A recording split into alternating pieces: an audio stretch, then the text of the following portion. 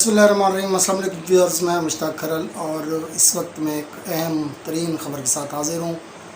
ख़ास तौर पर यूनिवर्सिटी ऑफ सरगोदा के स्टूडेंट जो बार बार एग्ज़ाम की तारीख़ के हवाले से पूछ रहे हैं कि एग्ज़ाम की तारीख़ आया कि बढ़ी है या नहीं बढ़ी, तो उनके लिए बहुत बड़ी खुशखबरी है। उस खुशखबरी से पहले आपको पता चलें कि जो एम ए उर्दू के स्टूडेंट्स हैं वो हमारी प्लेलिस्ट में जाके मुख्तलिफ वीडियोज़ देखकर अपने एग्ज़ाम्स की तैयारी कर सकते हैं।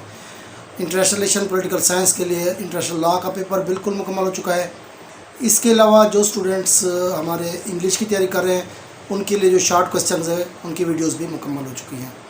जहाँ तक एग्ज़ाम्स का ताल्लुक़ है, इससे पहले अनाउंस किया गया था कि 8 अक्टूबर को पार्ट 1 के और 25 अक्टूबर से पार्ट 2 के शुरू हो रहे, लेकिन दरमियान में 15 दिन कोरोना की वजह से यूनिवर्सिटी बंद रही और एग्ज़ाम के हवाले से आगे काम नहीं हो सका। तो अब यूनिवर्सिटी जब दोबारा ओपन हुई तो हालात को देखते हुए फ़ैसला किया गया कि अब इम्तहानात 26 अक्टूबर से शुरू होंगे।